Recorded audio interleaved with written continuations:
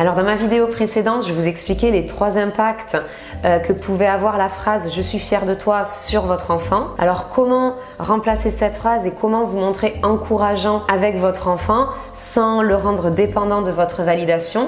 Je vous donne aujourd'hui mes 4 astuces.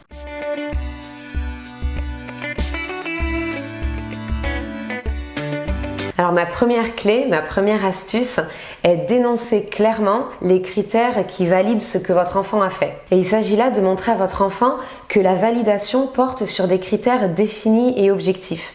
Des critères dont il doit avoir conscience et qu'il peut comprendre pour que lui-même puisse voir si son acte est bon ou pas. Donc verbaliser tout. Ça peut être bravo, tu as pensé à mettre le papier à la poubelle et ne pas le laisser sur la table. Comme ça, le salon reste bien propre. Ou encore, ah tiens, tu es en train de mettre la table et tu es en train de poser les assiettes. Ne vous contentez pas seulement d'un simple bravo, c'est fantastique ou bravo, je suis fière de toi, mais verbalisez exactement ce qu'il est en train de faire pour qu'il se crée lui-même des références en fait, des critères. Et en zoomant sur ces critères justement, vous outillez votre enfant pour qu'il puisse petit à petit apprendre à se juger lui-même et à juger si ce qu'il fait est valide ou pas. Alors ma deuxième clé, demandez-lui s'il est fier de ce qu'il fait. Lorsqu'il vient vous voir parce qu'il a réalisé un dessin ou parce qu'il a réussi à mettre ses chaussettes tout seul, guidez-le pour se tourner vers ses propres sensations. Demandez-lui s'il se sent fier, demandez-lui s'il se sent heureux, demandez-lui s'il sent qu'il est en train de réussir quelque chose, s'il a la sensation d'être en train de grandir, que ça le remplisse de joie. Essayez de tourner son regard petit à petit vers ses sensations à lui, intérieures, plutôt que sur les vôtres, plutôt que sur le plaisir que vous ressentez à voir que votre enfant est en train de savoir s'habiller tout seul. Guidez son regard vers lui-même. Vous allez lui permettre là de gagner en confiance en lui, de développer sa propre confiance en lui et aussi de se focaliser sur ce qu'il ressent et sur le plaisir d'apprendre, le plaisir de grandir. Et ça, c'est un véritable cadeau, c'est un véritable investissement pour le futur adulte qu'il deviendra, puisqu'il aura développé en fait la capacité de savoir ce qu'il ressent et de ne pas faire quelque chose pour faire plaisir aux autres, mais vraiment pour se faire plaisir à lui-même.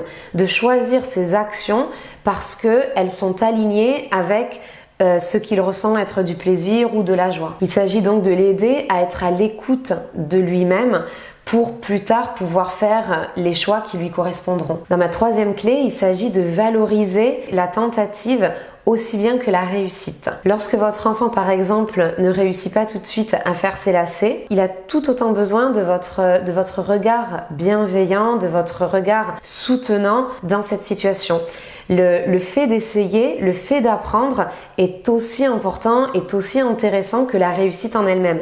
Et ça, votre enfant, il a besoin d'en être sûr. Il a besoin de le savoir de votre part. Donc n'hésitez pas à lui dire des phrases comme « Tu peux être fier de toi, tu as encore essayé aujourd'hui, tu vas finir par y arriver ». Mais valorisez vraiment ce moment où il essaye plutôt que de pointer du doigt le fait qu'il n'y arrive pas et mettre en avant la fierté que lorsqu'il réussit quelque chose. L'effort est extrêmement important à soutenir. Quatrième clé, distinguer l'acte de la personne.